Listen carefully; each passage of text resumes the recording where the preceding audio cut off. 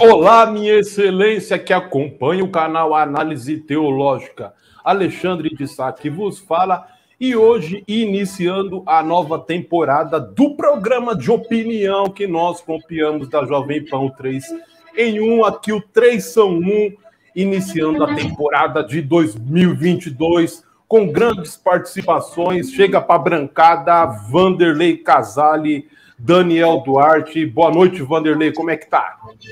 Boa noite, Alexandre, boa noite também o Daniel e também a galera, os nossos amigos, nossos irmãos que vão estar com a gente aí, né? Claro. Claro.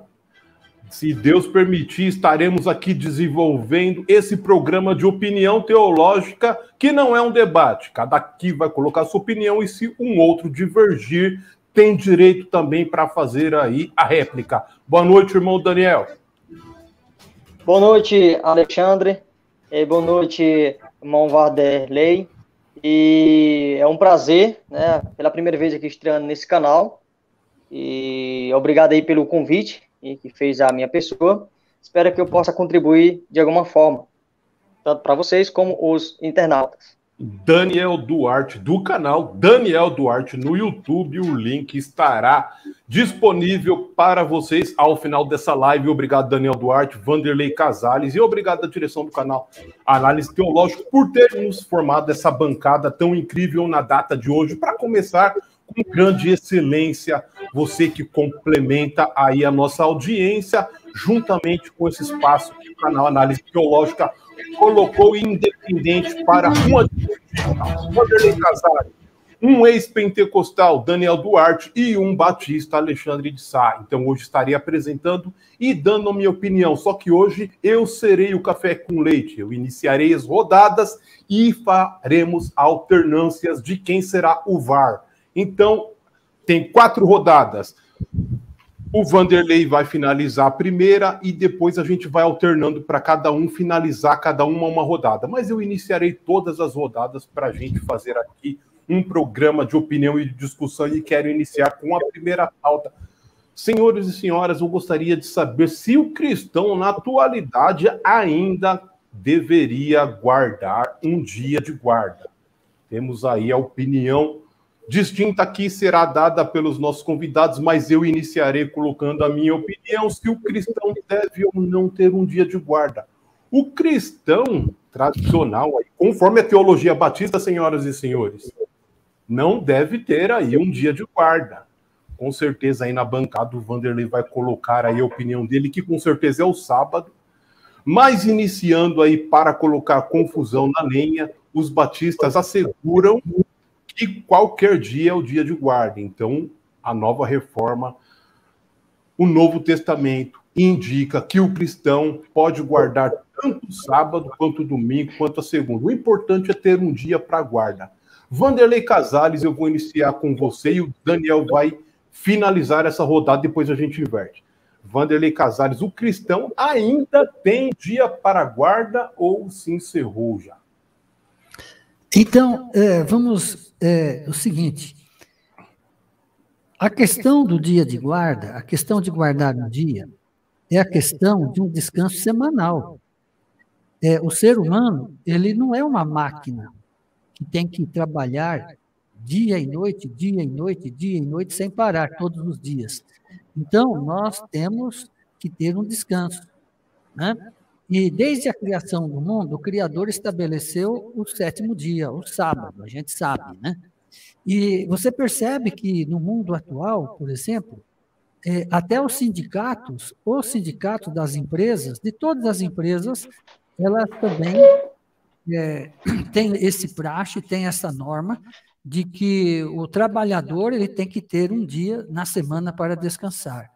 Agora, logicamente que muitos pensam que é o domingo, o primeiro dia da semana, muitos acham que é dia nenhum, muitos acham de que qualquer dia vale, mas nas escrituras sagradas de Gênesis até Apocalipse, nós sabemos que Deus, né, o Criador do céu e da terra, separou o 7º dia da semana, que é o sábado, para o descanso semanal, né? Então, a gente sabe disso. Então, os cristãos, eu vejo assim, a pergunta do Alexandre, se os cristãos dos últimos dias devem repousar, devem guardar um dia da semana. A resposta é que sim. As Escrituras Sagradas, inclusive do Novo Testamento, também mencionam o descanso do sábado, o descanso sabático. Tá certo, Alexandre?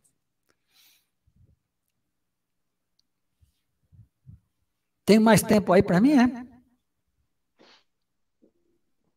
Quantos minutos é, Alexandre? Aí o meu comentário. Então, já que o Alexandre aqui está deixando eu falar sozinho, então eu vou continuar falando, né, gente? Então, no Novo Testamento, nós vemos que a Igreja de Jesus Cristo, os apóstolos, as mulheres, inclusive nos dias que Jesus Cristo esteve ministrando e pregando a palavra, né? Então, a gente vê que era costume dos apóstolos, das mulheres seguidoras de Cristo, repousar no 7º dia da semana. Vamos só mencionar um texto aqui das Escrituras, no Evangelho de Lucas, por exemplo, capítulo 23, versículo 56. Para não alongar, porque aqui está se tratando da crucifixão, da morte de Cristo, e quando Jesus Cristo também foi colocado na sepultura. Então, verso 56, se retiraram para preparar aromas e bálsamos, e no sábado descansaram segundo o mandamento, né? Então, aqui no capítulo de Lucas, Evangelho de Lucas, capítulo 23, verso 56. Se Jesus Cristo, Filho de Deus, tivesse dado menos importância, ou tivesse, de alguma forma, pelo seu exemplo, ou doutrinariamente falando, que o sábado, o 7º dia, não teria mais importância para ser observado, então as mulheres, logicamente, não iriam repousar preparar, né, ungüentos e bálsamos na sexta-feira, e no sábado elas não iam repousar conforme o mandamento, conforme está escrito aqui. Então a gente vê que o testemunho de Jesus, ele não apregoou nenhuma mudança, ele não apregoou alguma coisa que fosse dar a entender de que o sábado teria menos importância ou não precisaria mais guardar o sábado. Então é isso que eu vejo a princípio aqui pelas Escrituras Sagradas. Maravilha, Daniel Duarte, o cristão ainda tem um dia para a guarda? Olha, essa questão aí da guarda de dias, não há problema se a pessoa tira um momento específico, um dia específico para, vamos dizer assim, fazer uma atividade considerada sagrada, né? Agora, eu acredito que se você pegar um dia específico e dizer assim, olha, esse dia, estou falando nos dias atuais, dentro do contexto atual, certo? Aí se pegar e disser, olha, hoje é o dia específico e você não pode trabalhar. Se você trabalhar, você está pecando contra Deus. E isso pode interferir na sua salvação. Isso é errado, é um grande pecado. Ou seja, se falar essas palavras, eu acho, vamos dizer assim, que não há fundamentação nas doutrinas apostólicas para você colocar uma pessoa, um indivíduo contra a parede e falar desta forma, desta maneira que eu estou aqui expressando, tá bom?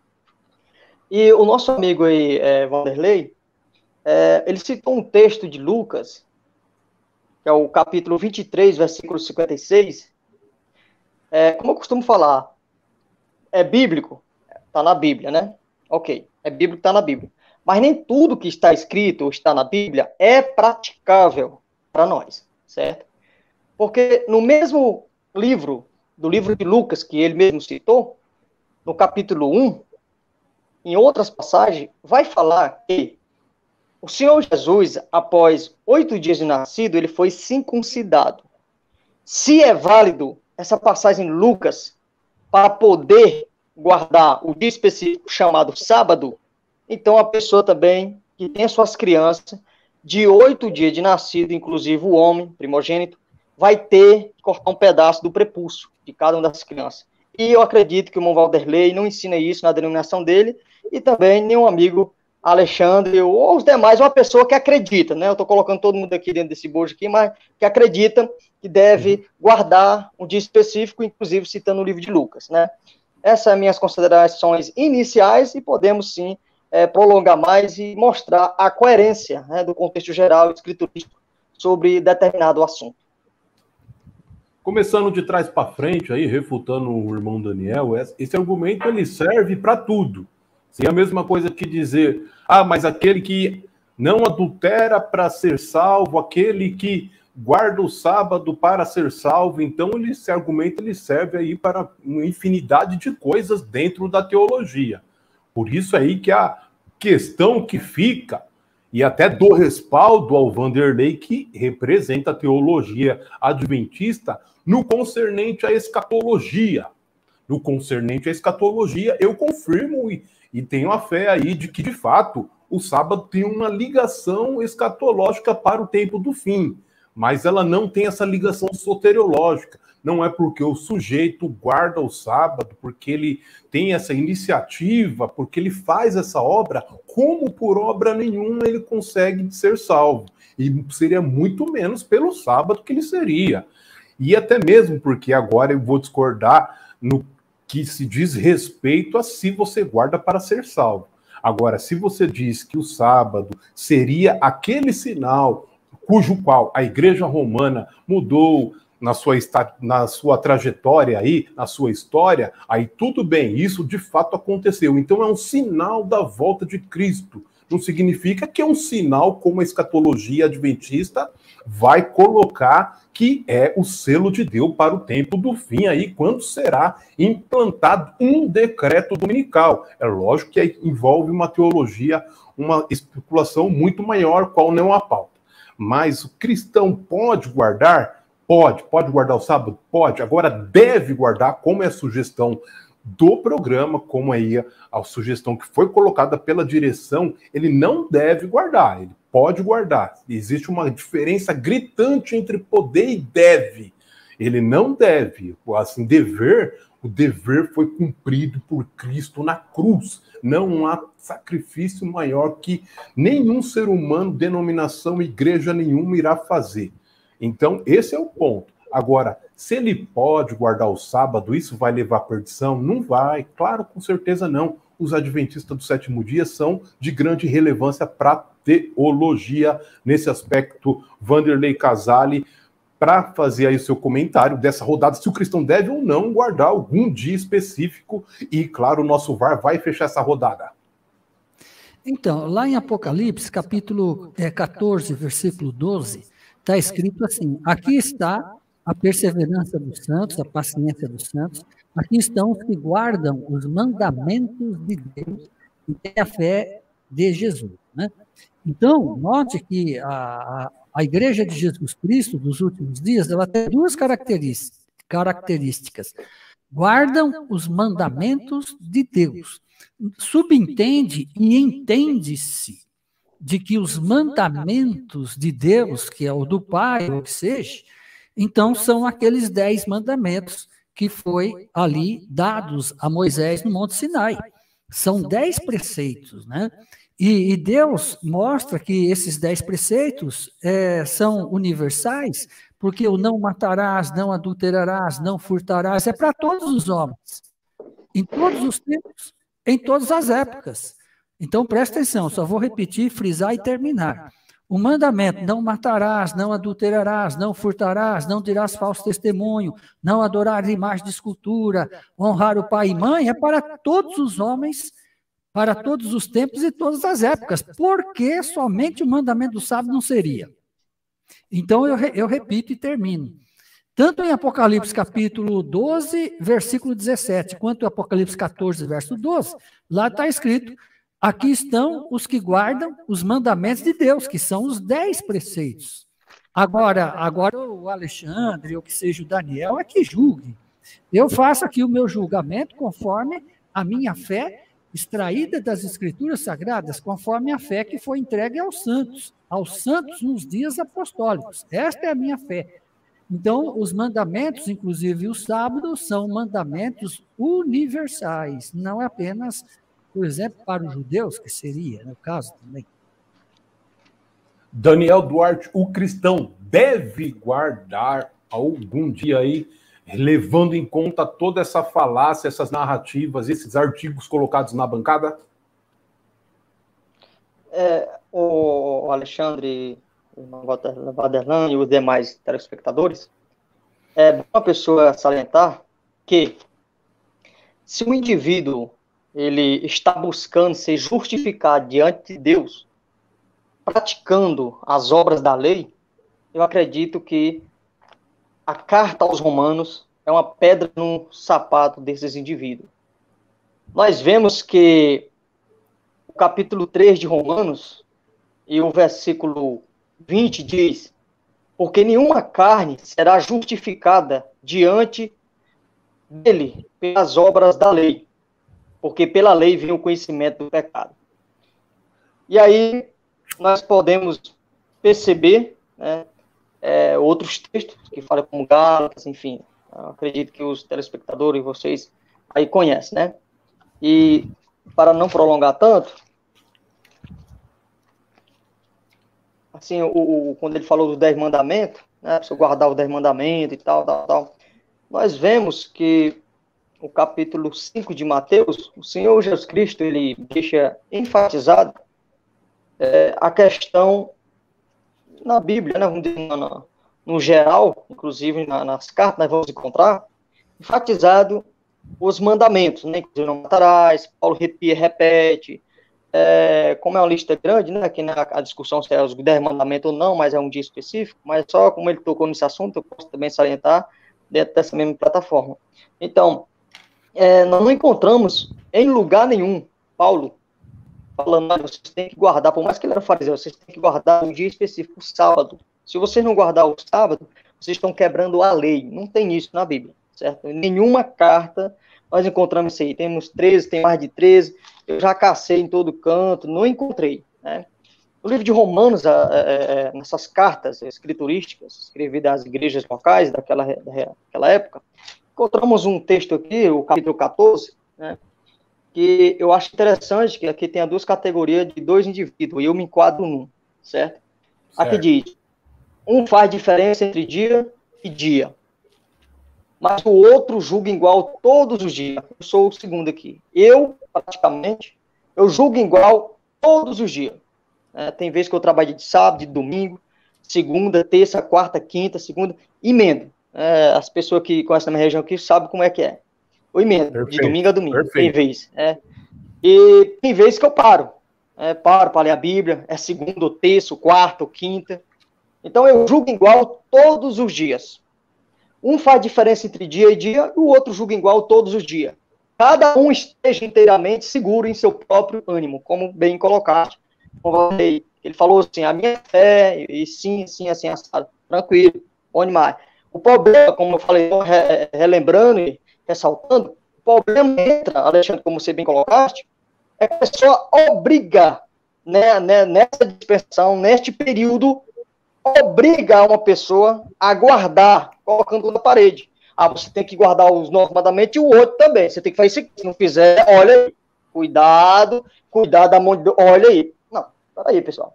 Nós temos as cartas escritas às igrejas, aos gentílicos, e não vemos nenhuma recomendação sequer, que nós devemos guardar um dia específico para poder nós obter um tipo de grau de espiritualidade, né? Então, nós encontramos os 9 mandamentos, mas o 10º não encontramos. Mas por que Paulo não salientou tanto? Então, isso é um questionamento que não é só para adventista e para quem guarda um dia específico. Não tem nenhum problema. Quem guarda um dia específico pode ficar à vontade, guardar tranquilo. Agora, não vem me impor sobre mim, porque isso eu acredito que não há respaldo de autoridade escriturística, inclusive dentro do período no qual nós vivemos, inclusive nós gentílicos. Há alguma imposição, Vanderlei, sobre ele ou sobre terceiros que não guardem essa questão de sábado? E só dando um recado para o irmão Daniel Duarte, que o áudio dele, o vídeo dele está razoável, regular. Se ele pudesse aproximar um pouquinho mais do roteador ou trazer o roteador, o Wi-Fi um pouquinho mais para perto dele, vai melhorar muito. Mas vamos lá, Vanderlei Casale, eu gostaria de saber, então, há de fato aí alguma subnotificação da teologia adventista para terceiros? Ou seja, vocês guardam o sábado, beleza, mas aqueles que não guardam estão sob algum jugo? Ô, Alexandre, a questão é o seguinte, não é a teologia adventista. Esse negócio aqui que nós estamos conversando é a teologia escriturística, é da palavra de Deus, né? Eu não represento também aqui a fé dos adventistas, não. Eu quero transmitir aqui o que está escrito nas Escrituras Sagradas. É interessante que o nosso irmão Daniel aí, ele mencionou o assunto da salvação, o processo da salvação. Realmente, o apóstolo Paulo, ele falou na carta aos Romanos, a gente vê em Gálatas, que as pessoas que buscavam a salvação pela lei, em obediência à lei, estavam buscando o impossível. Não é verdade? O impossível. Nenhuma carne é justificada diante dele pelas obras da lei. Então, por exemplo, eu vejo assim, eu particularmente, eu vou obedecer os preceitos da santa lei de Deus, não porque eu quero a salvação pelas obras, ou desejo a salvação pelas obras, porque isso aí eu já aprendi, e eu sei de que o homem não consegue a salvação pelas obras. Nenhuma carne é justificada diante dele pelas obras da lei, né? A questão é o seguinte, viu, Alexandre e nosso amigo Daniel, é que o homem é salvo pela fé, pela graça de Deus, mas a graça de Deus e a fé não autoriza o crente a desobedecer a lei. Só para terminar essa parte, que eu quero ser breve, aqui está escrito em Romanos capítulo 2, versículo 13, olha o que está escrito aqui, Romanos 2, verso 13, porque os simples ouvidores da lei não são justos diante de Deus, mas os que praticam a lei hão de ser justificados. Então, veja só, se a gente conhece a lei, o preceito, os mandamentos, que são 10, mas a gente só ouve, mas não pratica, então nós não somos justos diante de Deus, nós não somos justos, mas os que praticam a lei hão de ser justificados, não porque praticam a lei, e sim porque a lei de Deus, conforme até o apóstolo Paulo fala, a lei de Deus é o aio, é o professor, para nos conduzir a Cristo, para que pela fé fôssemos justificados e fôssemos salvos. Então, a lei é o nosso professor. A lei vai falar para mim, a lei é como se fosse o espelho espiritual. Olha, você está adorando ídolos. Por exemplo, eu sou católico, vamos supor que eu quero conhecer a Deus, quero conhecer a Jesus, eu quero seguir o caminho da vida eterna, eu leio na Bíblia, não adorar imagem de escultura. Olha, então a lei mostra para mim o meu pecado. E aí eu faço o quê? Aí eu vou a Jesus, olha, Senhor, me perdoa, eu pensei que eu estava agradando ao Senhor, mas não estava. Me perdoa porque eu cometi esse pecado. Por quê? Estava adorando ídolos. E assim por diante, são todos os outros mandamentos. Eu roubei, eu matei, eu adulterei, eu cobicei, eu fiz bastante coisa errada, e eu também andei transgredindo os teus mandamentos. Então, quer dizer, não é que você agora vai obedecer os preceitos, que você vai ser salvo porque observa os preceitos. Não, Daniel, no salvo pela fé em Jesus Cristo. Amém? Glória a Deus. O Daniel gostaria de fazer algumas considerações para fechar essa rodada? Tranquilo. Eu leio um versículo aqui. Tá. 1 Timóteo, capítulo 1, o versículo 8. Tratando sobre lei, né? Não tem jeito. Se você, como eu já falei para o Alexandre, tem assuntos na Bíblia que, se você tocar naquele tema, é um assunto ambíguo, postolêmico. Ou seja, tem várias ramificações, você vai ter que tocar nos outros também. Não tem jeito. Falou sobre sábado, tem que tocar na lei. Então, não só esse assunto, mas entre outros assuntos. Então, o 1 Timóteo, capítulo, versículo 8, diz: sabemos, porém, que a lei é boa, se alguém dela usar legitimamente. Sabendo isto, que a lei não é feita para o justo. Se eu pratico, se eu creio no Senhor Jesus Cristo, conheço a Escritura, do que está para nós, que foi escrita pelo irmão Paulo, para a igreja, e aí eu pratico isso, que está escrito no Novo Testamento, a partir da morte do Salvador, eu acredito que a lei mosaica, ela não vai ter nenhum papel dentro dessa obediência, certo? Romanos capítulo 1, versículo 1 diz: nós somos justificados diante de Deus através de Cristo. Então nós temos aqui, sabendo que a lei não é feita para o justo. Se eu sou salvo, se eu conheço o necessário aqui, dos mandamentos que nós temos no Novo Testamento, então essa lei ela não vai servir para mim, né? Vai servir para quem?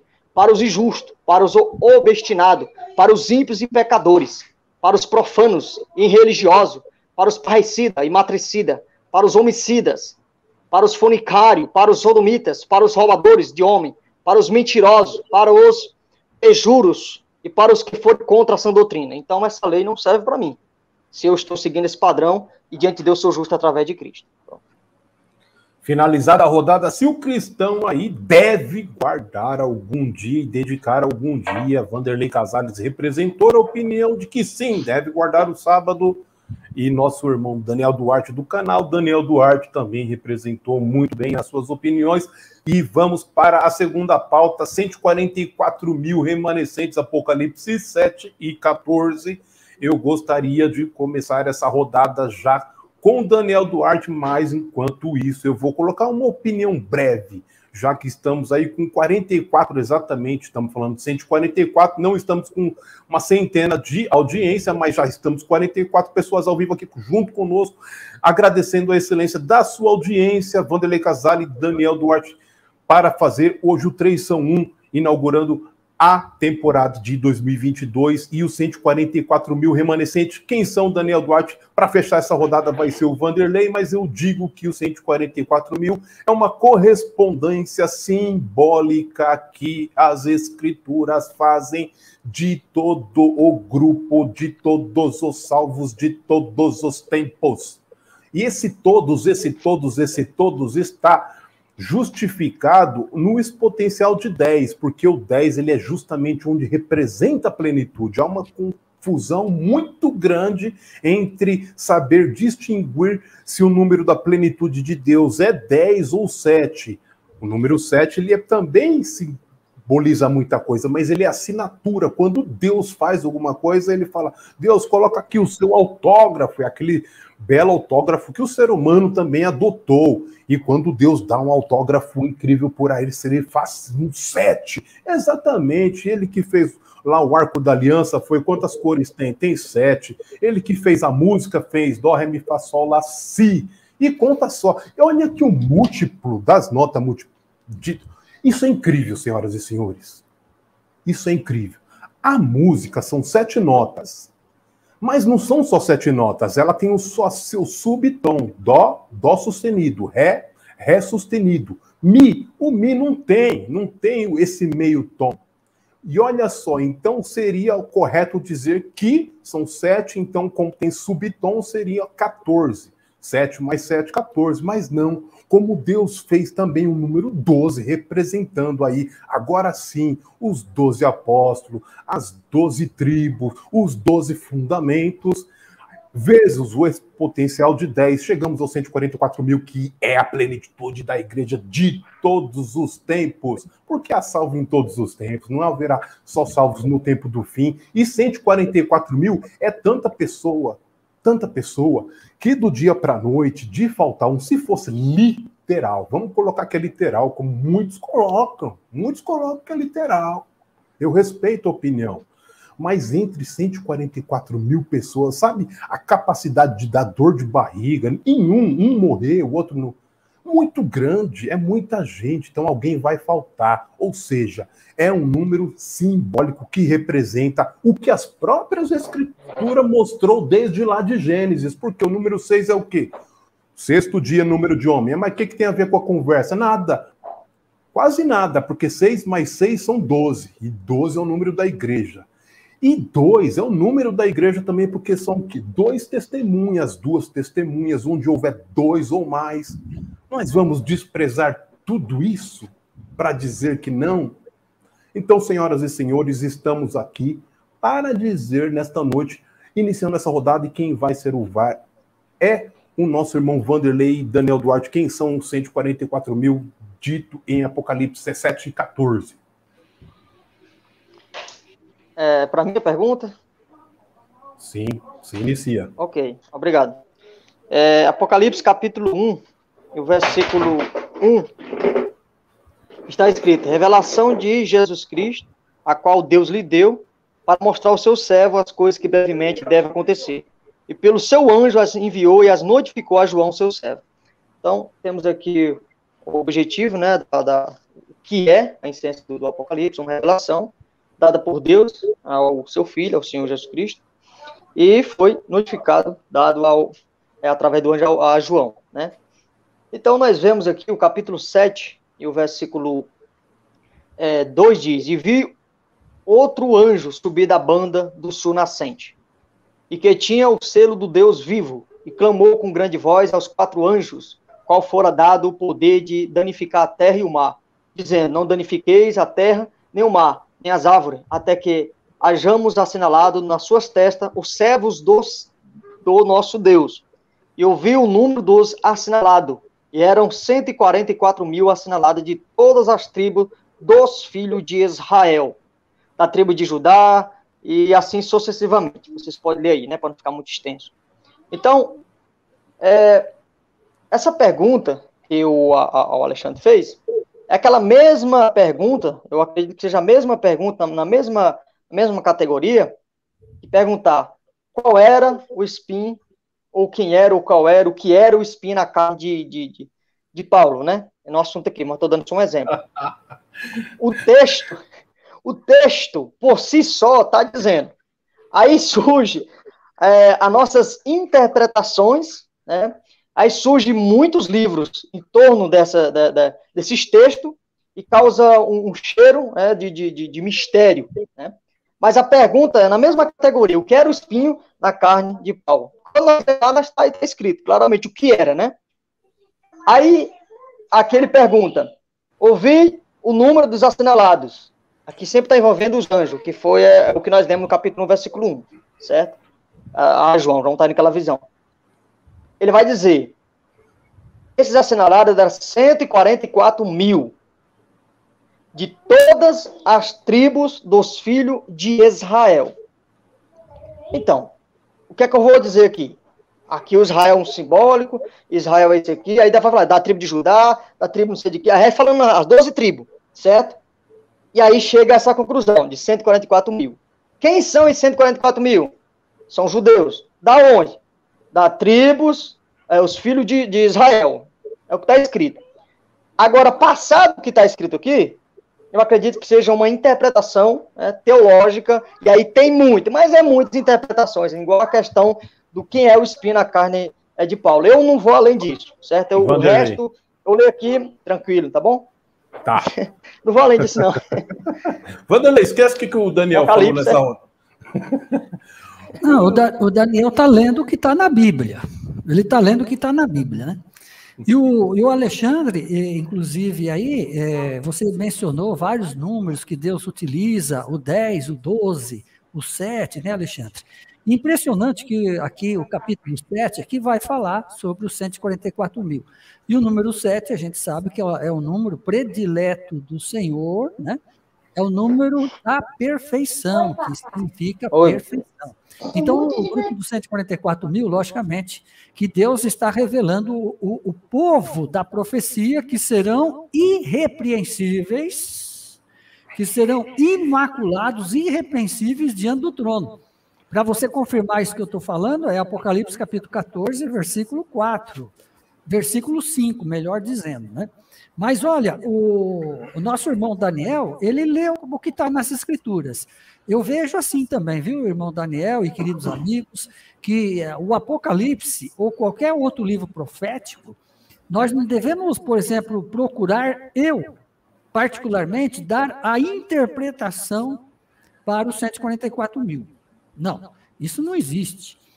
Você entende? Se você vai por esse campo de dar a sua interpretação particular, você vai chegar em conclusões erradas. Quando não há interpretação nas profecias, olha, esse assunto é sério, gente. Quando não há, você está lendo, por exemplo, o livro do profeta Daniel. Daniel 7, Daniel 8, né? Vamos ler Apocalipse capítulo 12, Apocalipse capítulo 13, Apocalipse capítulo 7, que é o caso, né, dos 144.000. Quando não há, por exemplo, uma explicação do símbolo no capítulo, no texto, então você tem que pegar o assunto do jeito que está escrito. Eu vou repetir. Quando não tem, você está fazendo uma leitura das Escrituras, principalmente assuntos proféticos, e não existe antes ou depois a interpretação do assunto que você está lendo, então você tem que pegar o pé da letra. Não é que você não pode dar a interpretação particular sua. É justamente o caso que o Daniel, ele fez a leitura, está certinho ali o nosso irmão Daniel. Veja só que no capítulo 6, verso 17, está dizendo assim, o que está dizendo? Quem é que vai estar de pé? Quem é que vai estar preparado para o advento de Cristo? Quem é que vai estar em pé ou preparado, santificado? Porque nós conhecemos a doutrina da santificação. Diz as Escrituras que sem a qual ninguém verá o Senhor. Então, o que está escrito aqui? Quem é que estará de pé na presença do Filho do Homem? Então, as Escrituras falam o grupo dos 144 mil, que justamente ouvi o número das assinaladas. O apóstolo João, na ilha de Patmos, ele recebendo a visão, ele ouviu o número das assinaladas, e eram 144 mil de todas as tribos dos filhos de Israel. Lá não fala da nação de Israel, fala de todas as tribos dos filhos de Israel. Então, nós sabemos que o Israel hoje é o Israel espiritual.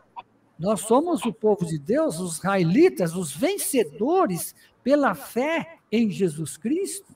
Você percebe que no Apocalipse capítulo 12, lá está escrito, eles, pois, venceram por causa do sangue do Cordeiro e por causa da palavra do testemunho que deram. Então, esse é o Israel, porque eles vencem pela fé no sangue do Cordeiro. Apocalipse capítulo 12 que eu citei.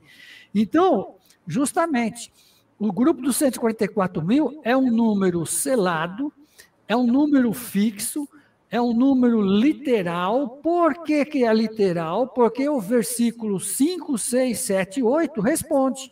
São 12 mil da tribo de Naftali, 12 mil da tribo de Dan, 12 mil da tribo de Zacar, 12 mil, 12 mil, 12 mil, 12 mil, vezes 12, porque são 12 tribos, dá o número de 144 mil. E a prova que o número é literal, está outra prova, né? Existem mais provas, justamente Apocalipse capítulo 14, versículo 1, é que no reino de Deus, o Cordeiro vai estar no Monte Sião, e os 144 mil está lá, em pé, juntamente com o Cordeiro, né? E também tem outra prova, que ninguém sabe aprender aquele cântico, a não ser os 144 mil. Então, justamente, o Alexandre tem um ponto de vista dele, ponto de vista, não é escriturístico. É o ponto de vista de que se dá dor de barriga em um. Isso aí é o que ele pensa, mas Deus não fala isso nas Escrituras, né, Alexandre? Todo número na Bíblia é literal? Mas espera aí, depende da profecia, vai depender da profecia. Ah, tá. Então é conforme o Vanderlei gostaria, conforme eu entendi. Então estou começando a entender. O programa de hoje, mas é minha vez e é a tua vez de falar. Não. A galera já está ameaçando aqui de me mandar embora, porque... É 2 em 1, aqui é 2 em 1. É 3 contra 1 aqui. Brincadeira, viu, Daniel? Quem não conhece acha. Vai cair a audiência, mas quem não conhece pensa. O Vanderlei Rapaz, vamos falar nisso aqui, abre aqui falando baixinho, que nem fala lá o Emílio Surita, dá Jovem Pan, um abraço pra galera da Jovem Pan. Ô, Vanderlei, me postaram um vídeo que eu tava com um cabelo desse tamanho, cara. Quem que foi que postou aquele vídeo, meu?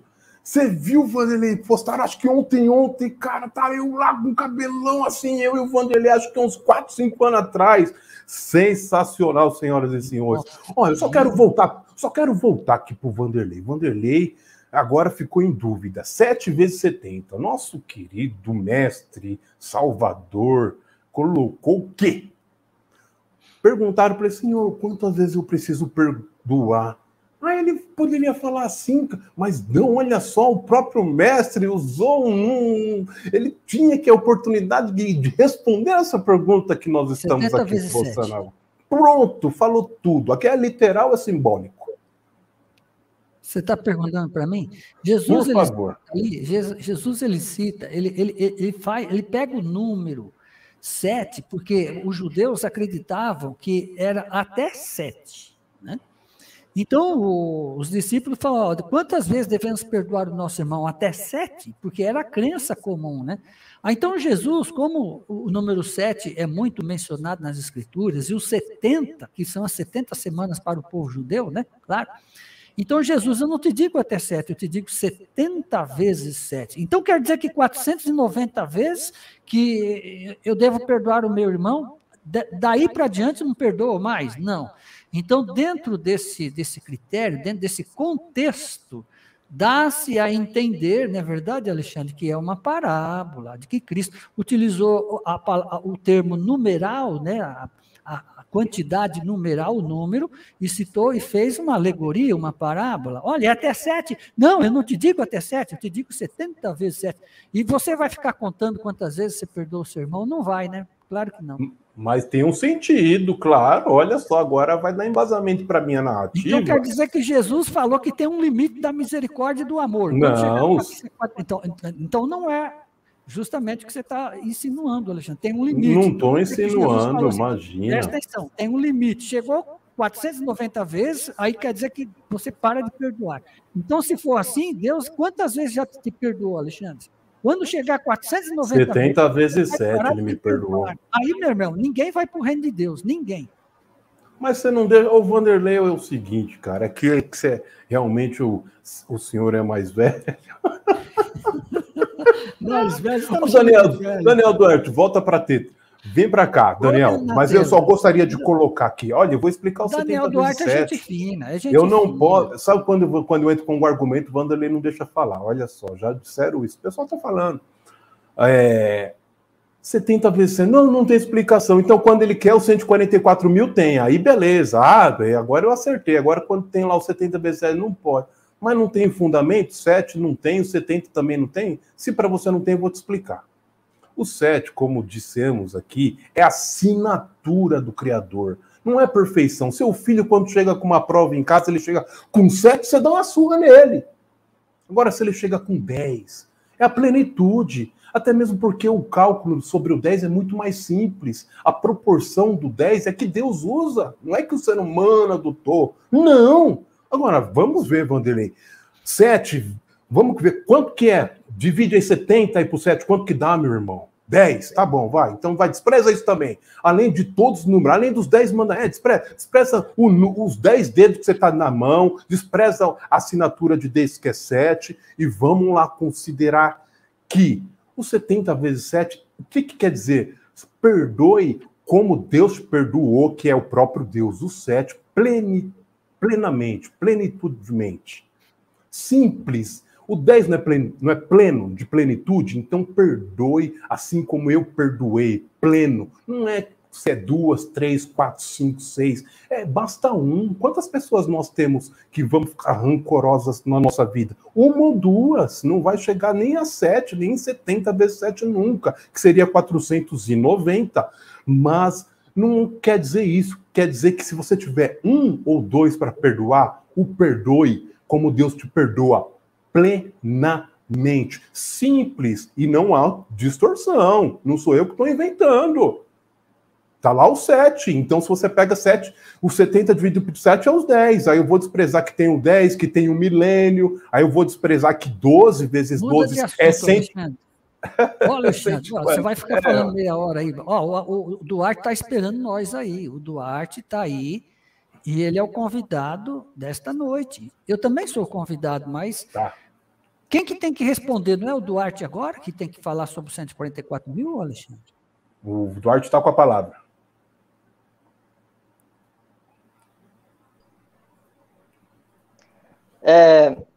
Vocês entraram aí em outro assunto, como eu falei, tem assunto, parece que dá mais a outros assuntos, né? E não sei se vocês perceberam, mas eu gosto de ser um pouco literalista e biblista, certo? Já estudei teologia, né? já fiz alguns cursos de teologia, como curso básico, bacharel, coisa do tipo assim. Mas esses cursos, aprendi algumas ferramentas, né, como exegese, homiléutica, entre outras ferramentas dentro da teologia. Mas isso foi só como se fosse aquela bicicleta de criança, né, que tem aquela rodinha, por início. Tirei agora e estou andando sem as rodinhas. As escrituras, né? Então, eu não vou entrar em detalhes sobre a questão do 77, perdoar, tal, porque isso já é outra, né? E poderia ter tempo para outro tema, né? O assunto dos 174 mil, como já coloquei para vocês dois que estão aqui, o Vanderlei, o Alexandre e os demais telespectadores que estão assistindo e vão assistir posteriormente, já coloquei, e eu não posso falar mais coisas lá, porque, como já falaste um pouco aí, o Vanderlei, porque o texto não me dá margem, a não ser se eu coloco uma interpretação, assim, eu já vi um estudioso falando que na Bíblia existe apenas uma interpretação, o resto são aplicações, né? Então, o que acontece? Dentro daquele texto de Apocalipse, está escrito claramente, os 144 mil são os filhos de Israel, e está falando ali claramente. Depois, para a pessoa que não é convencida ainda, ele ainda vai listar o nome das tribos. Isso, para mim, é suficiente, né? Aí, se a pessoa, não, esse é alegórico, esse é simbólico, aí fica por conta do leitor que está lendo ali o livro de Apocalipse. Para mim, não tem problema. Eu já ouvi por exemplo, tantas interpretações ou aplicações da questão de, não só sobre si, mas a marca da besta, já vi tanta coisa sobre quem era o espinho na carne de Paulo. Então, essa pergunta que o César fez aí, para mim, é a mesma categoria do espinho na carne de Paulo, que o que era, mesma coisa, né? Então, o texto por si diz, a pessoa não está satisfeita, ele faz o quê? Ele pega e caça alguma coisa sobre aquilo, eu quero saber. Aí aparece um monte de teólogo falando, isso, e tem uma articulação boa, uma boa oratória, e quero dizer para você que nem boa oratória, uma boa colocação, nem sempre significa que aquilo é verdadeiro, certo? Às vezes uma palavrinha simples, tá? A verdade. Estou falando às vezes, não estou dizendo todas as vezes. Às vezes, naquela palavrinha simples. E claro que está escrito ali, tá a verdade, para nós, revelado. Não precisa de mais nada. Mas o ser humano, muitas vezes, busca mais coisas, inovações, novidade. Às vezes somos um pouco igual aquele povo lá que Paulo chegou na cidade, o povo buscava por novidade. Quer novidade? Não, óbvio que nós temos que buscar, temos que aprender, não pode estacionar no conhecimento, mas não podemos ir muito além, de repente não estamos mais nem na Bíblia. Passa no Alcorão, passa não sei aonde, e acabou tudo. De repente é tanta teologia que esquecemos do texto. O texto não é tão simples que não dá para nós entender. Buscar uma complexidade. Isso é complicado, não só nessa parte, sobre esse tema, Alexandre, Vanderlei, mas em muitos outros temas. Coisa está tão simples de entender, está tão fácil de entender, que a pessoa diz, não é isso aqui não, está muito fácil. Não, vamos buscar outra coisa mais complexa, porque isso aqui é uma revelação tremenda, sobrenatural, tão grande que se torna um mistério. Se é um mistério, inexplicável, como é que você vai explicar? É um negócio complicado. Programa não só teológico, mas olha só quantos filósofos tem hoje. Vanderlei, nosso querido irmão Daniel Duarte, presenteando com as suas presenças aqui no canal Análise Teológica. E agora vamos trazer a pauta do dízimo. O dízimo é válido para os dias de hoje. Mas já terminou essa pauta dos 144 mil? Já terminou, Alexandre? A dos 144 mil pediram para encerrar. Porque quem fala não sou eu, o último que fala. Vanderlei Casale. Eu falei, aí ele falou, agora sou eu. Tá certo. Não vai me deixar eu falar, Alexandre? O Daniel, Alexandre, deixa eu falar. O Daniel tá falando a verdade, viu? Nesse ponto, o Daniel, tá 10, viu, Daniel? Por quê? Porque você está falando do jeito que está escrito nas Escrituras. Não adianta ficar querendo dar outras interpretações que não tem. É ler as Escrituras e acreditar. É isso que Daniel está falando. E eu também acredito assim, Daniel e queridos amigos. Mas o Newton, Celso, está falando assim, né? Ele está falando, por favor, me responde, serão salvos os 144 mil? Parece um número tão pouco. Mas os 144 mil, viu, Newton e queridos amigos, é o número daqueles que vão ser selados nos últimos dias da história deste mundo. Porque acredita-se que serão salvos milhares, milhões de pessoas, porque parece que a salvação é fácil. Não, mas a salvação é difícil mesmo, viu? Disse Jesus Cristo, porfiai por entrar na porta estreita, porque a porta estreita, poucos acertam com ela. poucos acertam com ela. Presta atenção. Eu só vou ler o versículo 9 de Apocalipse capítulo 7 para a gente terminar esse assunto. Ó, depois destas coisas, vi e eis grande multidão que ninguém podia enumerar de todas as nações, tribos, povos e línguas, em pé diante do trono, e diante do Cordeiro, vestidos com vestiduras brancas e com palmas nas mãos. O que significa isso? O apóstolo João, na ilha de Patmos, primeiro, ele viu na terra, o povo de Deus sendo selado. 144 irmãos, eu interrompendo aqui, eu vou dar uma saidinha e volto já, viu? Sim. Por favor. Tá certo. Ele viu na terra os 144 mil sendo assinalados. Mas será somente esse grupo que será assinalados? Eu acredito que não. Eu acredito que vai ter mais um pouco, mas não vai chegar à casa de milhões, não. É um pouco mais de 144 mil.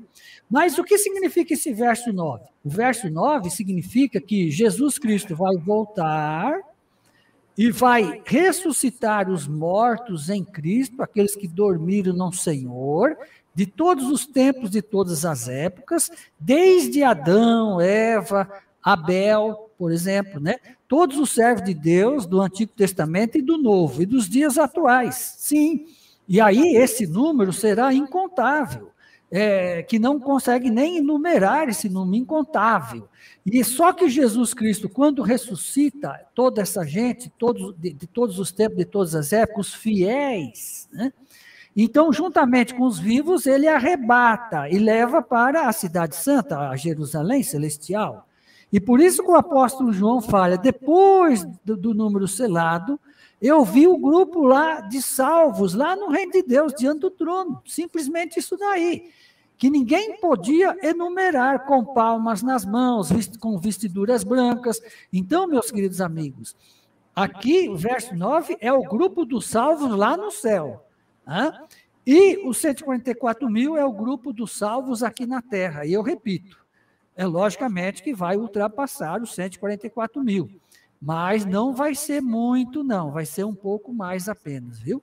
Então, é isso que eu vejo nas Escrituras Sagradas. Porque em Apocalipse capítulo 14, verso 13, diz que depois do alto clamor do terceiro anjo, aqui diz, Apocalipse 14, verso 13, bem-aventurados os mortos que desde agora dormem no Senhor. Né? Então, o restante que vai dormir no Senhor são aquelas pessoas que são mais idosas, os velhos, as crianças, as senhoras, os senhores, né? Então, vai ficar somente 144 mil que vai passar pelo grande período da angústia de tribulação, como nunca houve, nem tampouco há de haver. Então, é um grupo de número, é um número fixo. Por isso que lá, em Apocalipse capítulo 14, versículo 3, ninguém sabe cantar o cântico novo, porque é o cântico de vitória. Somente os 144 mil que sabe cantar. Por quê? Porque ninguém teve experiência semelhante igual dos 144 mil. Porque é um grupo de irmãos que eles permaneceram vivos sem passar pela morte, durante o derramamento das 7 pragas da ira de Deus. E também eles não tiveram Cristo como intercessor no santuário celestial, porque o santuário se encheu de fumaça, fechou-se a porta da graça, e eles permaneceram vivos, irrepreensíveis diante do trono. Né? Agora, logicamente que mais adiante, passando o tempo, vai caindo as 7 pragas, e quando cair a 7ª praga, terremoto como nunca houve, né? Todas as cidades são derrubadas, e então vai acontecer a ressurreição do último dia. E juntamente aquele grupo dos 144 mil, nós, os vivos, olha o apóstolo Paulo falando, depois nós, os vivos, os que ficarmos, seremos arrebatados, juntamente com eles, com aqueles que ressuscitaram, para encontrar o Senhor Jesus nos ares. Então, por isso que quando sobe lá no céu, o apóstolo João viu uma grande multidão que ninguém podia enumerar. Olha que coisa maravilhosa. Então, não é só 144 mil que serão levados para o céu, não. Não. É uma grande multidão, viu? Uma grande multidão de salvos. Olha que bacana, que maravilha, né? A palavra de Deus é fantástica, é maravilhosa. Maravilha, Daniel Duarte, grande convidado da noite.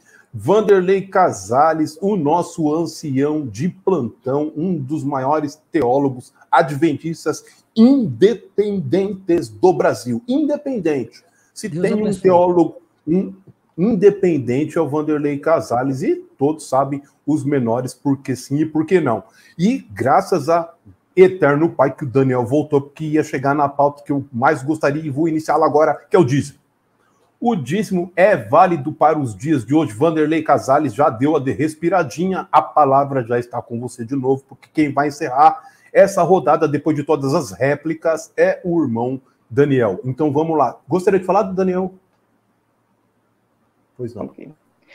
Ô, Alexandre, você tinha falado que tinha tirado a pauta do dízimo? Ou eu estou equivocado? Dízimo.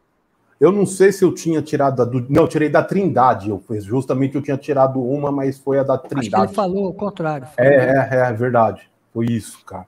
Mas a do dízimo eu não ia perder. Imagina! Imagina! Convidar o Daniel Duarte, não ia falar de dízimo. Essa é uma piada. Imagina, você tem que falar de dízimo. É um dos únicos no Brasil que defende o não dízimo. Assim como o próprio Gustavo Morgado, do canal ali, Além da Verdade, e do canal do Gustavo, e do antigo canal For Florida. Vamos lá, então, Daniel Duarte vai dar uma respiradinha aí, Vanderlei Casales, o dízimo é válido, e a análise teológica ele não convida assim à toa, não. O Vanderlei defende que sim, e o Daniel, já digo logo, o Vanderlei vai depender que disse é válido ou não. Então vamos lá, Vanderlei, é válido ou não? Eu sei que sim, mas com as bases. Veja só o seguinte, o sistema do dízimo, o dízimo é um sistema, não é verdade? No Antigo Testamento, logicamente que Deus implantou esse sistema para a manutenção, nós sabemos, dos levitas, né? A manutenção da obra de Deus, do santuário, lá dos judeus, de Israel, primeiramente, né, do santuário de Moisés, né, que Moisés é que construiu o santuário. E ali tinha sacerdote, tinha sumo sacerdote, ali tinha os levitas, ali tinha, por exemplo, tinha os cantores, né, os cantores, tinha aquele povo que era comissionado para desarmar a tenda, desarmar as barracas, a tenda, o santuário, levar para um lado para o outro, os trabalhadores, né? Então, e também os levitas faziam uma função de disseminar as palavras de Deus, né, proferida pelos profetas, no caso Moisés, né, ao povo de Israel, porque era uma nação grande, tinha muitas pessoas, então os levitas, eles eram os missionários. Então, no Antigo Testamento, a norma, a lei, né, inclusive de levar o dízimo à casa do Senhor, ou que seja, entregar ao sacerdote lá do templo, isso aí era lei, sim, no Antigo Testamento. Quem é que não sabe? De Gênesis até Apocalipse, nós sabemos que esta era a norma, era levar os dízimos à casa do tesouro, para que haja mantimento na minha casa, para o sustento do ministério. Agora, o caso é o seguinte, o dízimo no Novo Testamento,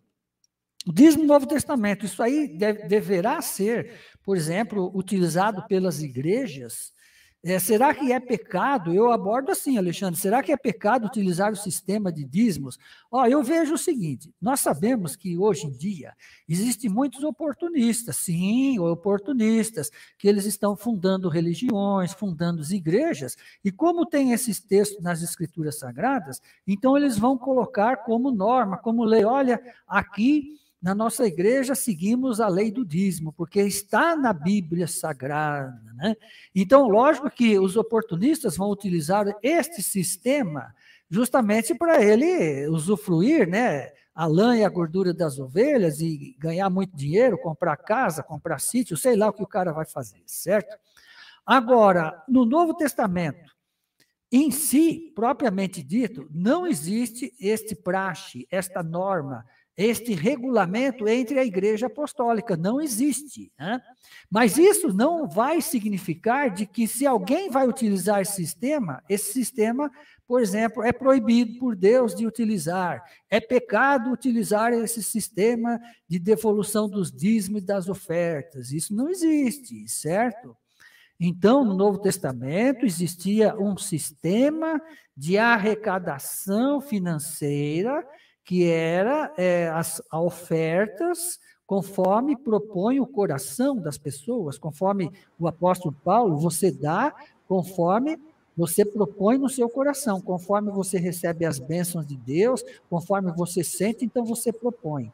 Mas os trabalhadores, viu, só terminando, os trabalhadores, inclusive os obreiros bíblicos nos dias apostólicos, o apóstolo Paulo falou que é o obreiro do seu salário. Está escrito isso nas cartas de Paulo, parece que é a Timóteo, digno é o obreiro do seu salário.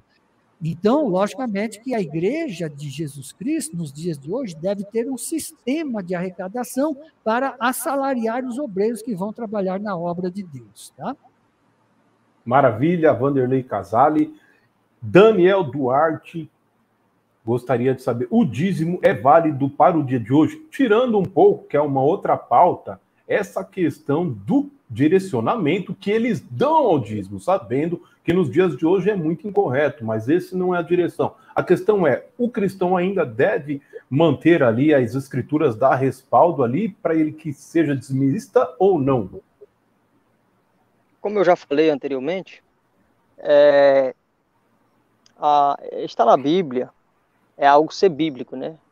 Mas se é bíblico, isso aqui que eu estou fazendo é bíblico. Bem, bíblico, o que eu entendo, na primeira instância, é que aquilo está na Bíblia. Então é bíblico, ok. Mas nem tudo que é bíblico é praticável.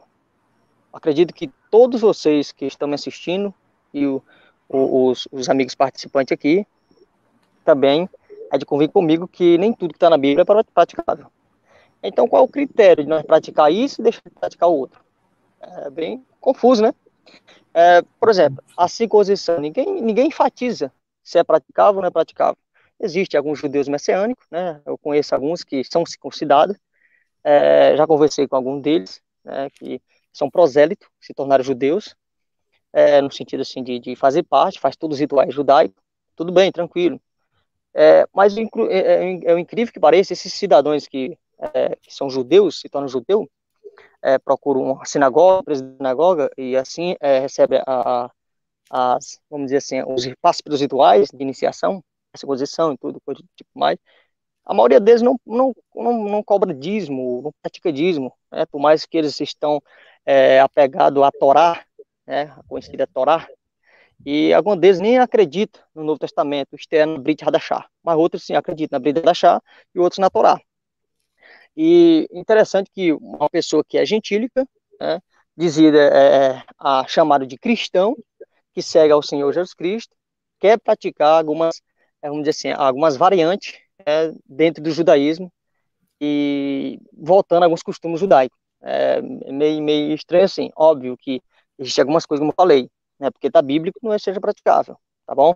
Então, o dízimo é praticável por dia de hoje, é válido de hoje, mas aí eu dividi em duas perguntas. Qual tipo de dízimo? Primeiro. Segundo, se o dízimo que a pessoa diz que é praticável é um dízimo bíblico, esse dízimo bíblico tem que haver uma contextualização bíblica e um contexto para aqueles indivíduos serem inseridos também e dizer, nós estamos praticando um dízimo bíblico. Só que eu vejo um erro grotesco por parte daqueles que dizem praticar um dízimo bíblico, que na realidade eles estão entrando em contradição em si mesmo, porque eles não estão praticando um dízimo bíblico, estão praticando um dízimo simplesmente religioso, criado, inventado, e o problema não é porque é criado e inventado, o problema é que usam a Bíblia, distorce o texto, tirando, arrancando, extraindo, adulterando do seu contexto e obrigando as pessoas a dar o dízimo. Isso é totalmente um absurdo. E dizem ainda, né, o devorador vai te pegar, ameaçando a pessoa, e as pessoas que são incautas, não têm conhecimentos mais simples, acabam caindo nesse gold, infelizmente. Então, o dízimo bíblico, ele não é praticável por diversas razões, mas o que é praticado hoje é o dízimo religioso, e acredito que não deve ser proibido. Quem quiser praticar, pratica, o dinheiro é dele, né? Agora, a questão de sustentar um ministro, né, dar um salário, uso muito texto, né, lá diz, o obreiro é digno do seu salário, por tipo assim, é outro assunto, eu sei disso. Mas já que foi citado, eu vou dar só uma palhazinha sobre essa questão. Tranquilo. Em todo o contexto neotestamentário, na Brit Hadashah, em todo, nós não encontramos ou vamos dizer assim, nós não encontramos uma pessoa recebendo um salário no sentido de ostentar. O salário mencionado lá era o salário de um trabalhador naquela época, ou seja, era para sustentar e não para ter regalias. E Paulo deixou o exemplo muito bom, que tem que trabalhar, quem não trabalha também não coma. Então os caras usam muito esse textinho aí de 1 Coríntios para dizer, olha, tem que sustentar, e o dízimo é para isso, o dízimo é para isso. É aí que há a lavagem de dinheiro, é aí que há vamos dizer assim, a corrupção no meio religioso. Infelizmente, o cara não quer trabalhar, abre uma denominação, vai no cartório da denominação, usa esses textos, e infelizmente os incautos e alguns teólogos caem nessa baboseira todinha. Então, o salário lá, o digno do salário, é o sustento, a alimentação. Lembra que Paulo falou? Que tenha que se cobrir, que vestir, esteja. Então, nós vemos em todo o contexto. Nenhum teólogo no Brasil, em qualquer parte, consegue mostrar para mim, dentro da Bíblia, na sua forma contextual e forma geral, inclusive na Brit Hadashah, que é o Novo Testamento, que o salário que era dado para aquelas pessoas que pregavam o evangelho era o salário de exorbitância de muito dinheiro para comprar um carro, faz isso. Não, era o sustento. E muitos pregadores trabalhavam, inclusive Paulo, fabricante de tenda. Vanderlei Casale agora ficou difícil. O homem agora até falou língua estranha. Aqui, de Rabachá, ficou muito difícil, de fato, agora o Vanderlei fazer a sua refutação. Vai manter aí que fato o dízimo, então, é válido, Vanderlei Casale? Então, justamente o dízimo, por exemplo, Deus, ele deseja que a sua igreja seja uma igreja organizada, que tenha uma organização. O apóstolo Paulo, inclusive o nosso amigo aí do chat, ele mencionou um texto das Escrituras, né, que digno é o obreiro do seu salário, né? Os que pregam o evangelho, que vivam do evangelho. Digno também, está escrito, é o obreiro do seu salário, né? Então, por exemplo, Deus quer que a sua igreja seja organizada, seja uma igreja que realmente usem os recursos financeiros para expandir o evangelho, expandir a palavra de Deus. Por exemplo, você não vai mandar, por exemplo, um missionário numa determinada localidade, um irmão numa determinada localidade, vai fazer um evangelismo lá naquela cidade, lá no meio dos indígenas, você vai ficar lá 2, 3, 4, 5 meses, né? E você vai por conta própria, né? O apóstolo Paulo, inclusive, questiona essa parte, que nenhum soldado, né, ele vai trabalhar de graça. E os obreiros de Cristo, eles são como soldados do Senhor, soldados de Cristo. Então, ele tem que ser assalariado para ir lá, né, e pregar o evangelho, né? É isso que a gente entende. Agora, a respeito do sistema de arrecadação do dízimo. Por exemplo, vamos dizer assim que nós temos tem um determinado grupo de uma nova igreja que se fundou, né? E aquela igreja, ela deseja expandir o evangelho, né? Logicamente.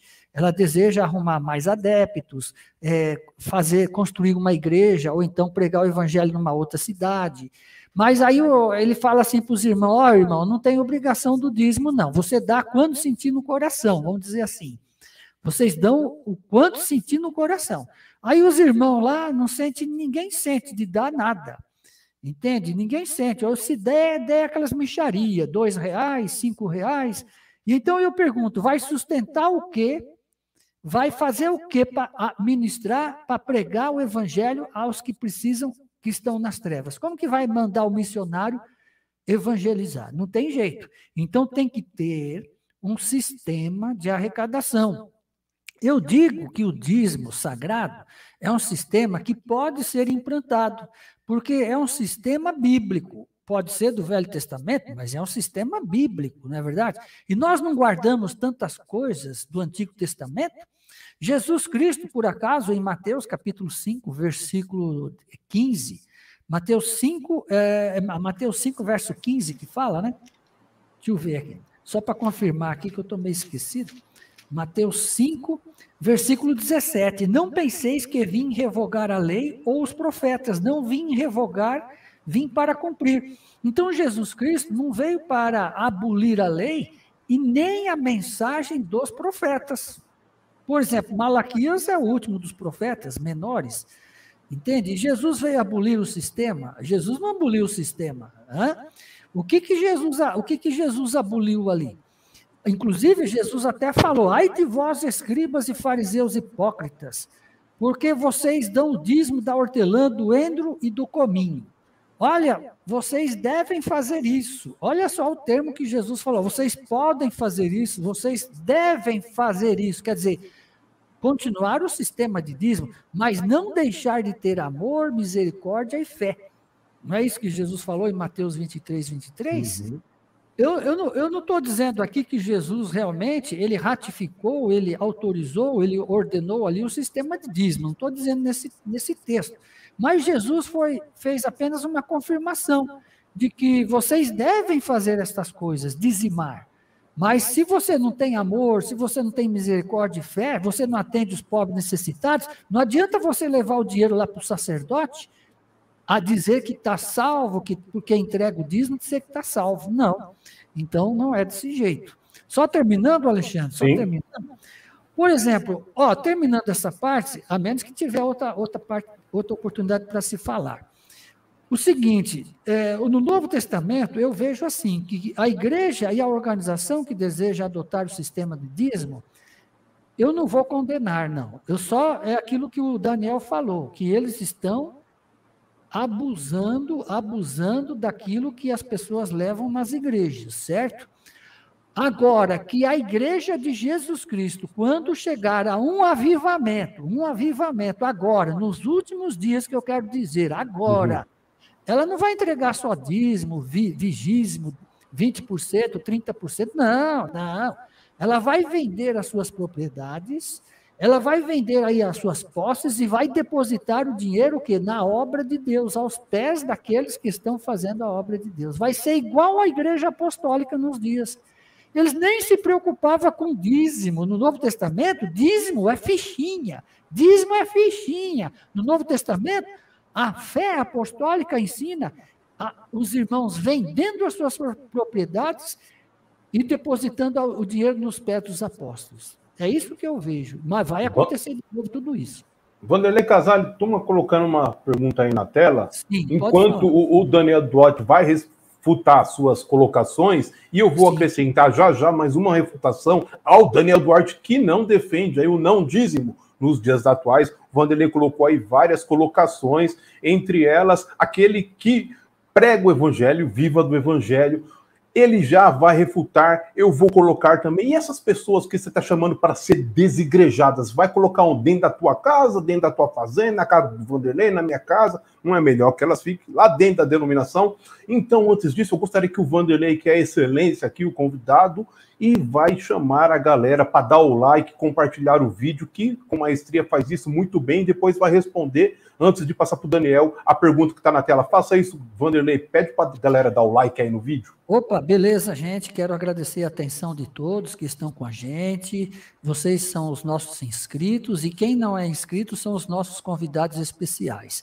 Então, eu gostaria que você, logicamente, desse aí o seu like e você compartilhasse, né, no Facebook, no Instagram, em todas as redes sociais, possivelmente, aqui das nossas lives no canal Análise Teológica, tá bom? Porque assim você vai estar contribuindo, eu acredito, com a obra de Deus, amém? Glória a Deus. Mas, Alexandre, só para concluir, a fé de Abraão, todo mundo não tem que ter a fé de Abraão? Como que é o negócio? Só para concluir o assunto do dízimo. Abraão deu o dízimo para Melquisedeque, é o sacerdote do Deus de Salém, lá o dízimo, né? E nós não temos que ter a fé de Abraão. Jesus falou, vocês têm que possuir as obras de Abraão, têm que praticar o que a fé de Abraão. Eu acho que é mais ou menos isso daí. Vai lá. Daniel Duarte, depois a gente vai colocar a pergunta aí dos ouvintes aí na tela, tá? Vai lá, Daniel, e para você não esquecer as pautas que foi colocada. Essas pessoas que você tá chamando aí para sair dos templos, para não dar dízimo, já que é uma linha teológica destemplada, desigrejada, para não dar dízimo. Como é que fica essas questões todas, então? Primeiramente, você está totalmente equivocado. Me desculpe aí, Alexandre. Não, tranquilo. Eu, em momento algum, em nenhuma das minhas palestras, dos ensinamentos, dos estudos que eu já dei, em debate em grupo, eu nunca falei que alguém saísse de sua denominação. Maravilha. Ou do chamado templo. Nunca fiz isso. E a termologia que você usa de desigrejado é totalmente sem anexo com o que significa a palavra igreja.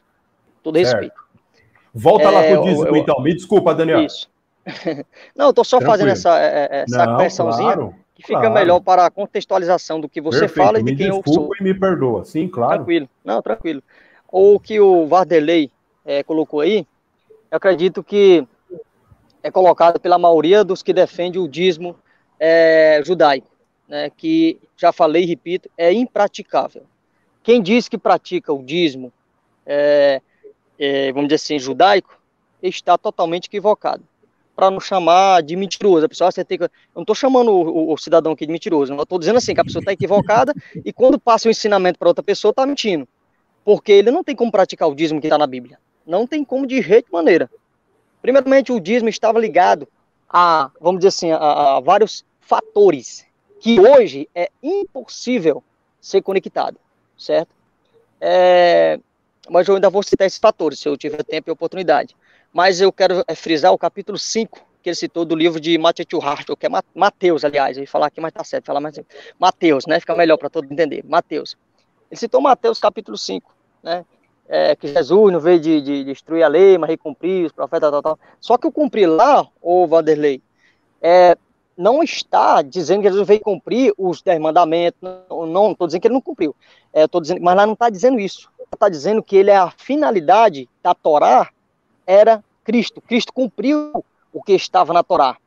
Isso é mostrado no capítulo 24 do livro de Lucas, quando ele fala, o próprio Mashiach, o próprio Senhor Jesus, ele fala, dizendo claramente que tudo estava nas escrituras, ele divide da escritura, o salmo, se cumpriu. Então ele veio cumprir aquilo que estava predito na Torá. O termo cumprir lá é mal entendido pela maioria dos chamados protestantes, né? Então cumprir lá não é simplesmente dizer Jesus estava cumprindo a lei, não. Jesus veio cumprir o que estava na Torá, certo? Ele veio cumprir o que está na Torá e nos profetas, nevelins. Tá entendendo? Então esse é o significado contextualizado com aquele contexto judaico, que estava envolvido ali o judeu chamado Senhor Jesus Cristo e os demais judeus que estavam ali. E agora, frisando o capítulo 23, versículo 23 do livro de Mateus, também eu acho que o irmão esteja equivocado. Quando o Senhor Jesus Cristo estava falando ali com os judeus, estava falando dentro daquele contexto judaico, ele ainda não tinha sido morto lá no madeiro, certo? Estava falando não para a igreja, estava falando para fariseus, aqueles guardiões chamados da Torá, certo? E ele lá não estava, como você falou, depois falou que Jesus não tinha falado, né? Que nós estava para dizer que nós temos que dar o dízimo, não. Jesus estava respondendo e dando a entender lá dentro do contexto que ele estava inserido, certo? Em momento algum, nós vamos encontrar Paulo, né? Paulo e os demais apóstolos deixando algo escrito para a igreja gentílica praticar algum dízimo, tipo assim, não tem na Bíblia, certo? Quando eu falo não tem na Bíblia, eu falo na Beit Hadashah, que é o Novo Testamento, a partir da morte do Messias, certo? E citar a questão de Abraão, é totalmente sem anexo. E, me desculpe o Vanderlei, os que citam, é uma desonestidade no texto e no contexto da questão de Abraão. Não tem nada a ver com o dízimo, que dizem que tem que praticar. Pratica o dízimo, tranquilo, pode dar o dízimo. Agora, dizer que é um dízimo bíblico e é o que Deus quer, se não está fazendo a vontade de Deus, isso é mentira. Isso é apenas um equívoco.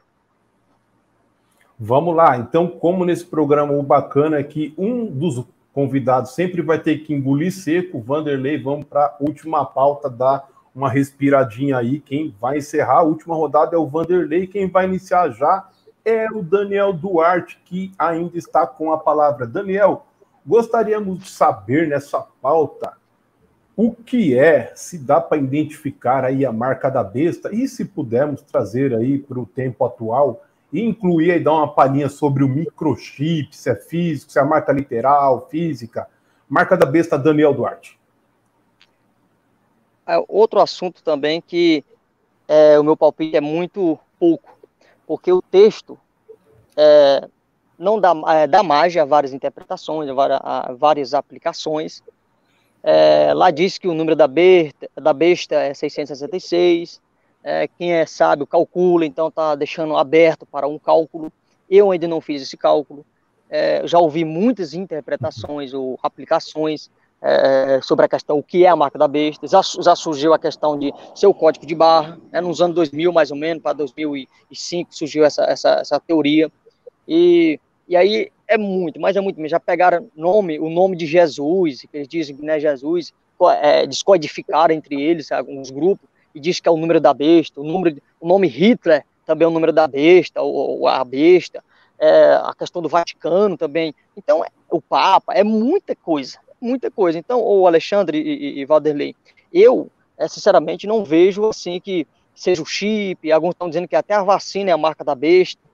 Rapaz, é muita coisa mesmo, tá entendendo? Então, cada dia vai aparecendo interpretações, aplicações sobre a questão do que seria a marca da besta. Eu não me atrevo a dar uma definição com tantas ramificações de entendimento, né? Eu prefiro ficar no texto e realmente eu vou ser simples, vou dizer, eu não sei o que seria a marca da besta, tá bom? A minha opinião é essa, eu não sei o que seria a marca da besta. Por mais que tá anotado lá que seja um sistema, né, globalista, mas eu não vou me atrever a falar mais coisa aqui, porque eu vou cair naqueles mesmos erros lá, interpretativos, e dizer, isso e aquilo, 144 mil, o espinho na carne de Paulo é isso e aquilo, então vai entrar naquelas mesmas coisinhas, tá bom? Vanderlei Casale, e aí que tem a oportunidade agora de replicar a rodada anterior também, já que ele aí quase que também não colocou sua opinião sobre a marca da besta, então como o Vanderlei é versado nas escrituras, vai dar um pitaco na rodada anterior do dízimo e vai explicar aí o que é a marca da besta, Vanderlei Casale. Você quer que eu retorne um pouquinho do dízimo lá? Porque ele, sobre a marca da besta, não vai dar briga, né? Não, mas é importante que vamos colocar aqui justamente a questão. Mas a respeito do dízimo, eu teria um versículo das Escrituras Sagradas para ler, que é justamente aqui em Hebreus capítulo 7, né? Que fala do sacerdócio, e de que Jesus Cristo, ele inaugurou a nova aliança, claro, né? E ele inaugurou também um novo sacerdócio, né? E de que esse sacerdócio também eles precisam receber os seus proventos, né? Então é aquilo que eu falo. Uma organização de Deus, ela tem que ter um sistema de arrecadação financeira, né? Se justamente os dízimos vai sustentar o missionário lá no outro lugar que precisa ir, ou o missionário local aqui no distrito, vamos dizer assim, no distrito. Mas veja só, todo mundo fala que é filho de Abraão, mas só que não quer exercer a fé que Abraão teve. Aqui está escrito aqui, ó, o que está escrito aqui. Aliás, aqui são homens mortais os que recebem dízimo, porém ali aquele de quem se testifica que vive. É, por assim dizer, também Levi que recebe dízimo, pagou-os na pessoa de Abraão, né?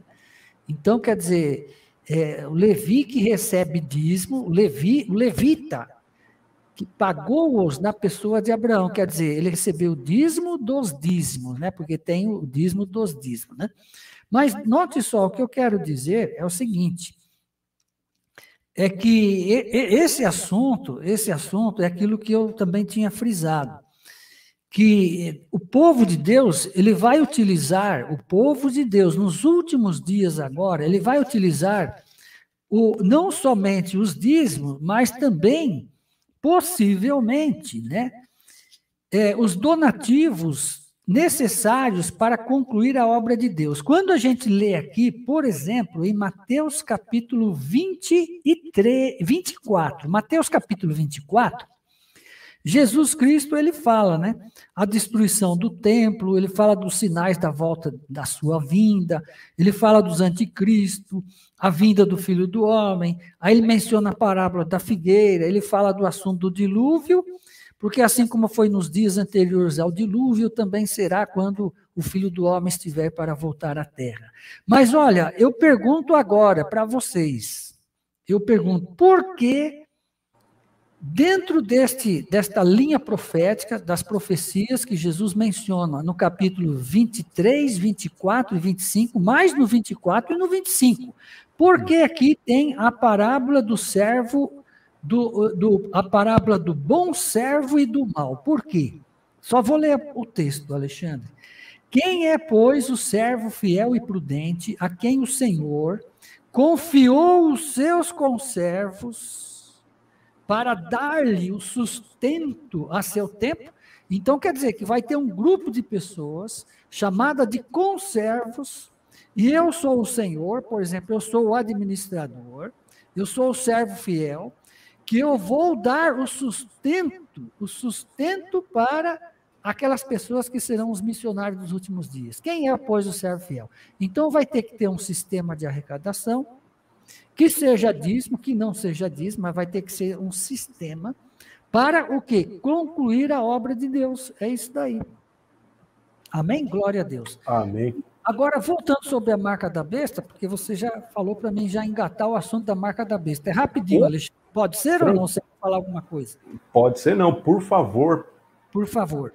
Então, a marca da besta, inclusive eu quero abordar, né, o Daniel. O Daniel, ele é uma pessoa franca, uma pessoa, eu vejo assim, uma pessoa honesta, franca. Bacana, show de bola. Bacana, e estou gostando dele aqui, é uma pessoa tranquila, certo? Sem tumulto, sem tribulação, né? Tribulação foi eu e você que fizemos aí, né, Alexandre? Sempre. Aí vem aqui, a respeito do número da besta. Note que a primeira besta, nós sabemos, é a besta que nasce do mar, que sai do mar. Mar em profecia significa povos, nações, multidões e línguas. Então a primeira besta, ela nasceu na Europa, ela vem da Europa, né? Aonde sempre teve os povos, né? Multidões, nações, línguas, sempre foi ali. O começo da civilização foi a Europa, né? Então, é a primeira besta que saiu do mar, que nós acreditamos, eu acredito, que é o papado romano, a Igreja Católica Apostólica Romana, e a liderança, o papado romano.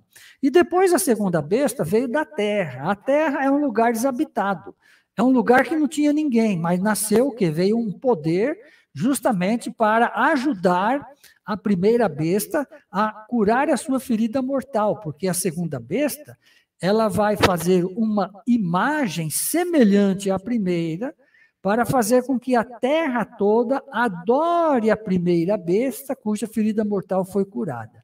E aqui está descrevendo, nos últimos versículos, justamente do assunto não comprar, não vender, vai ser colocado sobre grande, pequeno, rico, pobre, escravo, servo, né? Esse assunto de não comprar e não vender, ou seja, a marca da besta. Mas a marca da besta, e também tem o número da besta, e a Bíblia fala, é número de homem, e o seu número é 666. Então, o que significa isso? Então, a besta, a primeira besta, nós sabemos que é o papado romano, então tem que ser um número que identifica alguma coisa dentro da Igreja Católica Romana, lógico que é. Não é outra coisa. Então, justamente, por exemplo, os papas, eles recebem títulos de blasfêmia, títulos papais que são blasfêmias. Por exemplo, a palavra papa em latim significa pai. E Jesus Cristo disse no seu evangelho, a ninguém na terra chamareis por pai. Por exemplo, vigário de Cristo, ou seja, o substituto de Cristo na terra, entende? Vigário de Cristo é o substituto de Cristo. E nós sabemos que o substituto de Jesus Cristo é o Espírito Santo de Deus. Ele é o único substituto de Cristo. Porque Jesus, ele falou, eu vou para o Pai e eu vou orar e ele vai dar outro Consolador. E ele estará para sempre convosco aí. Né? Não vos deixarei órfãos, estarei convosco. Então, o substituto de Jesus Cristo é o Espírito Santo. Mas os papas, eles querem ter títulos que só pertencem a Deus, cabeça da igreja, o Senhor do céu e da terra. E tem um lá que eles colocam, inclusive, escrito naquele chapéu do Papa, Vicaris Filii Dei, Vicari Filii Dei. O vigário quer dizer o encarnado Filho de Deus, é um título blasfemo. Vicarius Filii Dei, né? quer dizer, o encarnado, o substituto, ou o encarnado filho de Deus, né?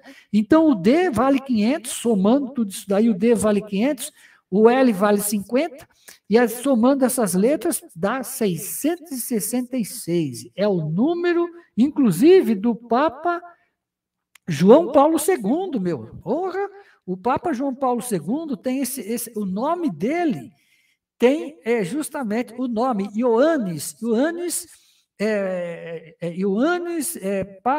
Papa Secunto, né? Não sei falar direitinho o latim, né? Não tem a pronúncia correta, mas justamente o nome do sexto Papa, que na sequência do 7, que é o João Paulo II, somando as letras do nome dele, dá 666. E também a tiara, ele chama de tiara, né? Aquele chapéu, vamos dizer assim, vamos dizer que é um cesto, né? Um cesto ao contrário, né? O cesto de boca para baixo na cabeça. Então lá tem Vicarius Filii Dei, né? Então justamente é o número de um homem, é o número da besta. Porque besta, no grego, que o nosso irmão aí sabe, o Daniel sabe, significa poder, terion, né? Poder. Então é o poder da Igreja Católica na pessoa do Papa. Então justamente ele é o homem do pecado. Ele é o anticristo mencionado nas Escrituras. Os papas, que eu quero dizer. Os papas. Maravilha. Daniel Duarte, antes de passar para o Daniel pedir desculpa novamente, é que eu fiz confusão. E claro, vou justificar porque a confusão foi teológica, porque aqueles que não defendem o dízimo é porque justamente não tem um lugar físico, né, para ser mantido, água, luz. Então aí justifica-se aí um passo ao outro. Mas Daniel Duarte colocando aí todas as considerações que foram feitas, tanto do dízimo, quanto agora da escatologia também. Será que o Daniel tá aí, não? Tá parecendo que não, hein? Tô ouvindo. Bora, é tua vez. Tranquilo. Eu não coloquei todas, né? Eu não coloquei todas as categorias sobre a questão do dízimo, viu? Eu dei só uma pincelada superficialmente, tá bom? E não é porque a pessoa... Eu me reúno aqui, tem um local que nós reúno, nós temos um salão, local de reunião e tal, e lá tem água, tem energia, toda coisa do tipo. É uma desculpa muito grande dizer assim, você tem que ter o dízimo para poder manter da aluguel, coisa do tipo assim, tranquilo, pode ter uma doação, um dízimo, tranquilo. Agora, usar a Bíblia para fazer essa finalidade, eu acho uma desonestidade contextual.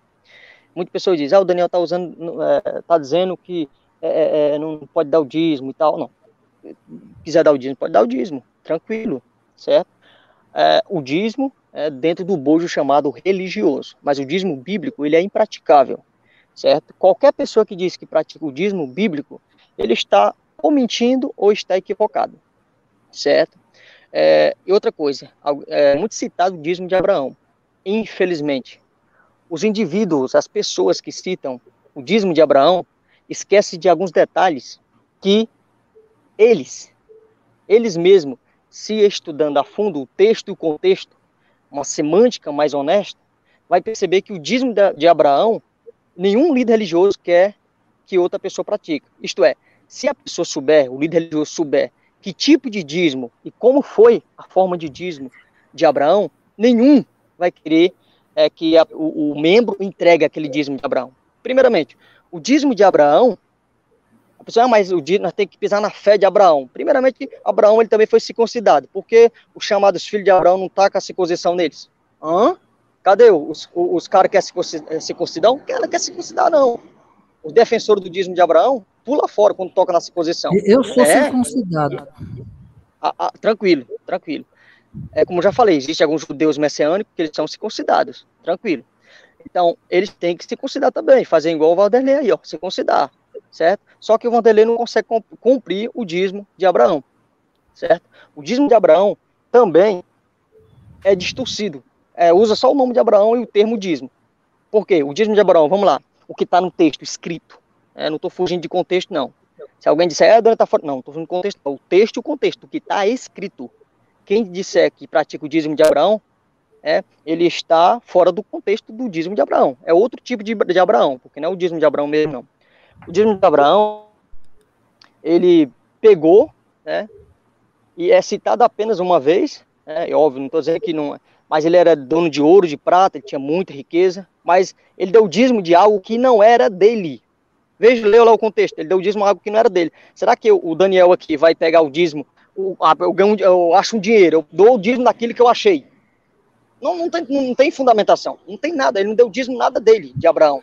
Então, o despojo da guerra. Isso, né? Isso aí, olha, o Vanderlei conhece o contexto. Mas cadê que o Vanderlei vai explicar isso pro povo? Olha, pessoal, eu falo de Abraão, mas é outro tipo de Abraão, tá? No livro, é o Corão, não é o livro, não é o Abraão da Bíblia, não. Porque o Abraão da Bíblia, se for praticar o dízimo dele, é dessa forma aqui, certo? Até o dízimo, chamado dízimo de Jacó também, é totalmente sem anexo.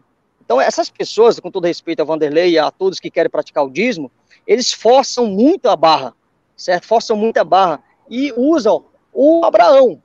Mas quando vai ver qual o tipo, o gênero, a semântica do dízimo contextual de Abraão, não encaixa em hipótese nenhuma. E desafio qualquer teólogo a mostrar na Bíblia e mostrar na realidade, nos dias atuais, uma pessoa, um ser humano, um membro da denominação praticando o dízimo de Abraão. Não existe. Não existe. Não existe, como diz o padre Quevedo, né? Não existe. Não existe. Isto é fraude. Show de bola, Dani. Vanderlei Casalho, eu vou colocar uma pergunta na tela. E fez com que todos e toda a terra se maravilhou seguindo a besta. Rapaz, como é que é essa questão aí? Toda a terra maravilhou-se. É muita coisa num versículo só. Então, Apocalipse 13, vamos lá voltar para a escatologia e também Vanderlei vai dar o pitaco lá na questão do dízimo. Mas por que fica essa questão e toda a terra maravilhou-se seguindo a besta? Vanderlei, como é que se trata essa questão? Então, porque aí, Alexandre e queridos amigos, é a restauração da ferida mortal. Entende? Em 1798, quando houve a prisão do Papa Pio VI pelo general Berthier, o papado romano recebeu uma ferida mortal, um golpe, né? Porque aqui está escrito, então vi uma de suas cabeças como golpeada de morte, né? Então foi em 1798 com a prisão, né, do Papa Pio VI, justamente na Revolução chamada Francesa, a Revolução Francesa. E aí o papado romano ele ficou praticamente inerte. Os papas ficaram reclusos no Vaticano, não saía mais a público, até 1929, quando o Benito Mussolini, a gente sabe o histórico, né? Ele é um ditador fascista, ele devolveu os 44 hectares para a Igreja de Roma e estabeleceu lá o Papa como o rei, porque ali é o Estado do Vaticano, uma monarquia, é um país dentro de outro país, porque Roma, capital, não, melhor dizendo, Itália, capital Roma, né? Mas Roma é bem próximo ali do Vaticano. Só que ele estabeleceu também o Vaticano como um Estado independente. Então, justamente por ser esse Estado independente, de 1929 para cá, os 7 últimos papas, e esse 8º, que é o Papa Francisco, ele vem trabalhando para se reerguer o poderio católico romano no mundo inteiro, fazendo acordos econômicos, acordos políticos, melhor dizendo, acordos políticos, acordos eclesiásticos, né, que é o ecumenismo, que a gente sabe, entende? E ele vai conseguir. Então, quando fala esse texto aqui, mas essa ferida mortal foi curada, e toda a terra se maravilhou seguindo a besta. É justamente a restauração completa, quando ele recebe o poder das nações, viu, Alexandre? Eu acredito que essa restauração é justamente aqueles 10 reinos de Apocalipse, capítulo 17, que é mencionado, que são os 10 chifres desta besta que carrega a mulher, que são os 10 reinos, que significa o mundo dividido entre 10 blocos de nações, que é chamado Clube de Roma. O pastor Samuel Ramos fala muito disso, Clube de Roma, que está dividindo as nações. Então, são 10. E quando tiver já essas lideranças estabelecidas, eles entregarão o poder total para o Papa que estiver em vigor, né? Que se for hoje, é o Papa Francisco. E aqui vai, toda a terra se maravilhou seguindo a besta, porque essa ferida mortal foi curada. Curada como? Porque ela vai ser restaurada, tanto o poder político nas mãos do Papa, mundialmente falando, quanto o poder religioso. E aí, perna para quem te quer, né, que fala. Aí é fugir, aí vai ter que fugir para as montanhas. Os que estiverem nas cidades, fujam para os montes, porque a marca da besta, vai correr solta, é a marca de adoração ao papado romano. Tá bom, gente?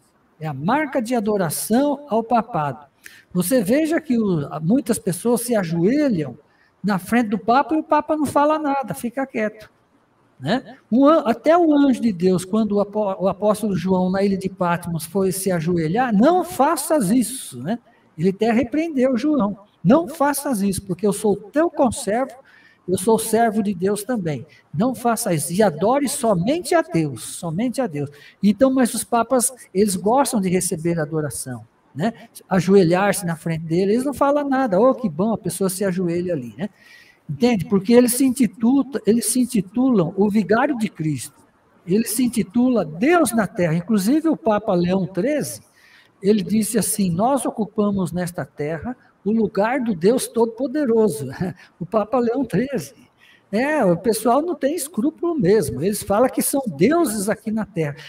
Só esse título, Vossa Santidade, isso é um título eclesiástico, isso é uma blasfêmia, porque santidade é só um que é Deus. Agora, se falasse vosso pecador, pecador, aí sim.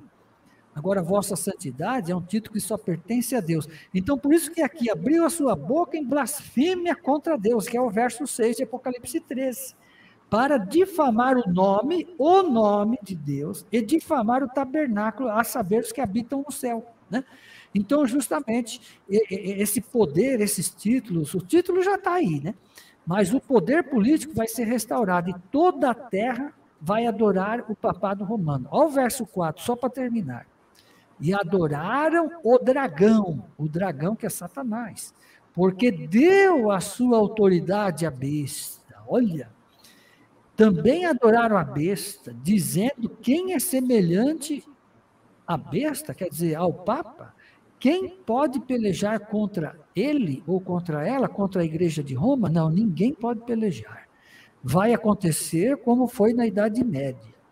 E eles vão botar gente na guilhotina, vão botar gente na fogueira, e vamos ter ainda mais para frente alguns mártires que eles, logicamente, vão morrer nas mãos do Tribunal Mundial que será estabelecido lá nos Estados Unidos. Eu tenho um relatório, inclusive, daquele pregador Vim Malgo, é um pregador pentecostal, ele falou que lá vai ser estabelecido um tribunal mundial, e vai mesmo, porque a ONU, isso aí é revelações dos projetos da ONU, tá?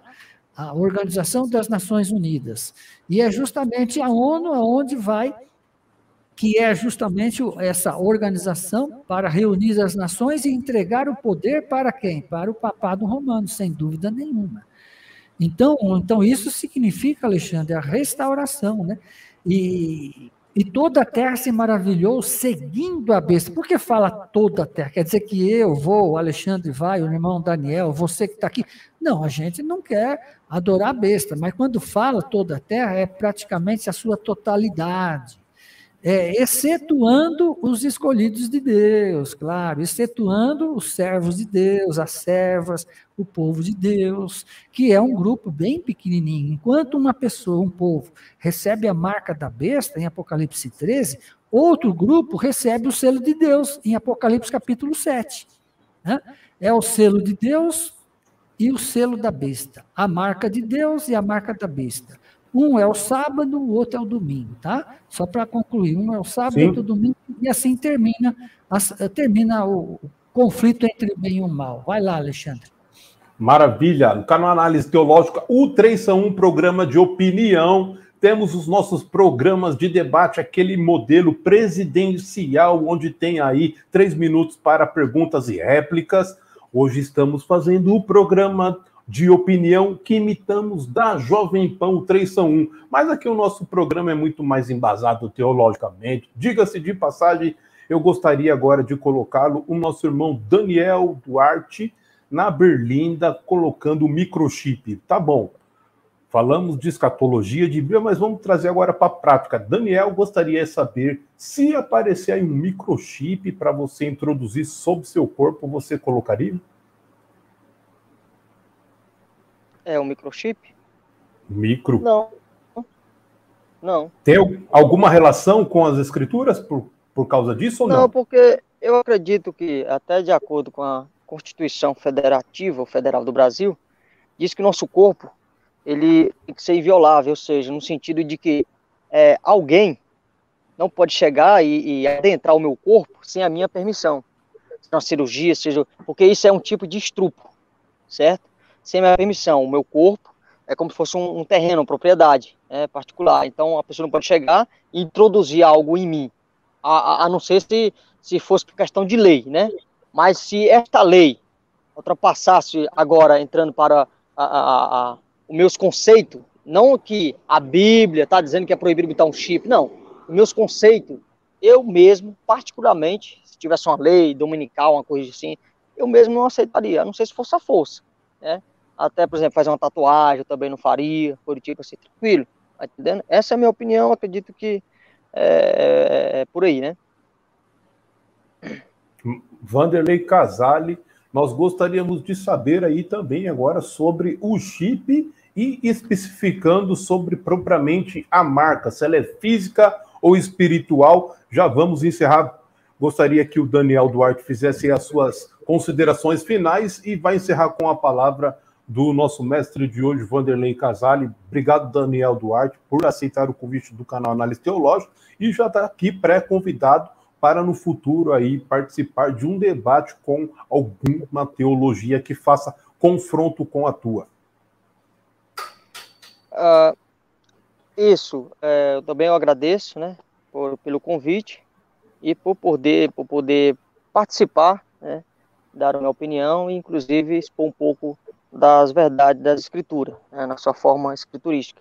E por mais que o assunto não foi sanado, né, ou terminado da conclusão, completamente, óbvio que o tempo não permita, né, sobre a questão do dízimo, ficou muitas coisas a desejar, muitas coisas eu poderia falar ainda, né, e levar os internautas a pensar, certo?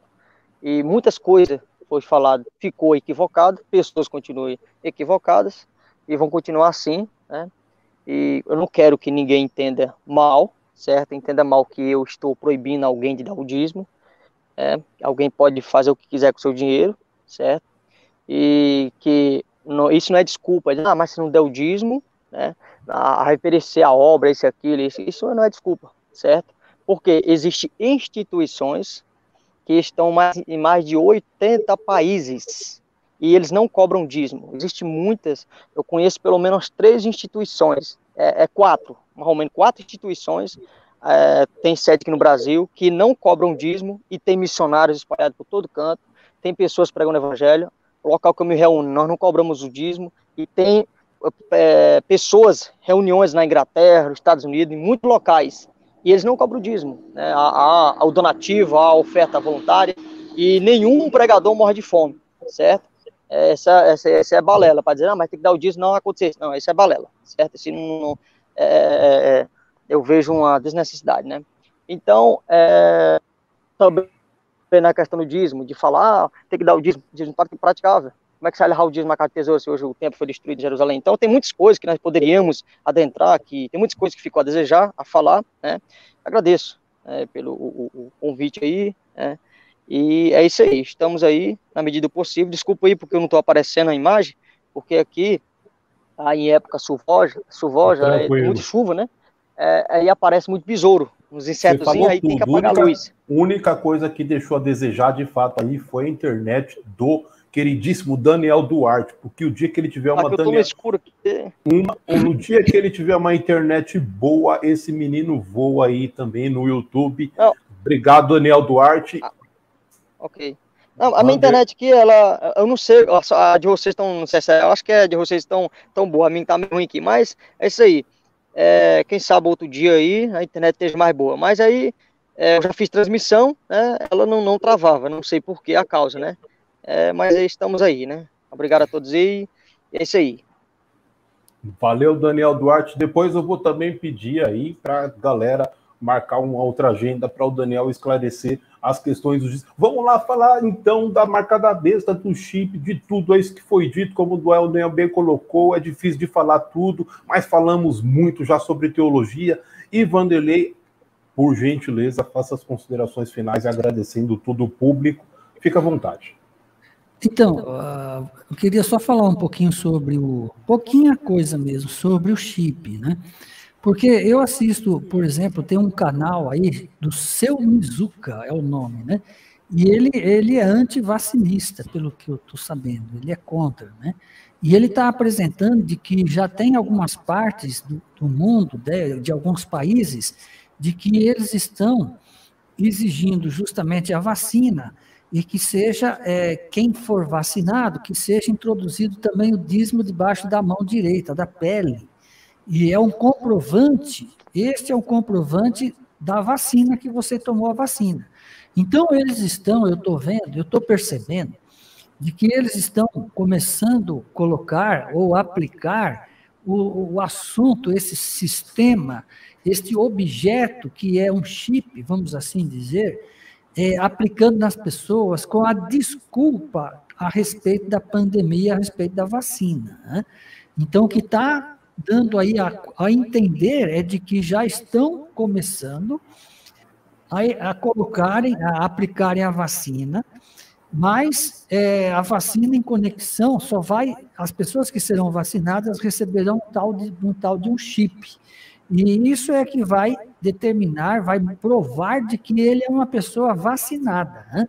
Então, com isso, eles vão ganhando terreno, eles vão ganhando espaço, né? Os globalistas, o pessoal da nova ordem mundial, os senhores do mundo, vão ganhando espaço, vão ganhando terreno, e aí vai, de uma forma sorrateira, implantando o chip aí na mão direita, vamos assim dizer, tá? Então, o seu Mizuka, ele está dando muitas dicas lá, no canal dele a esse respeito, viu, gente? A respeito das vacinas.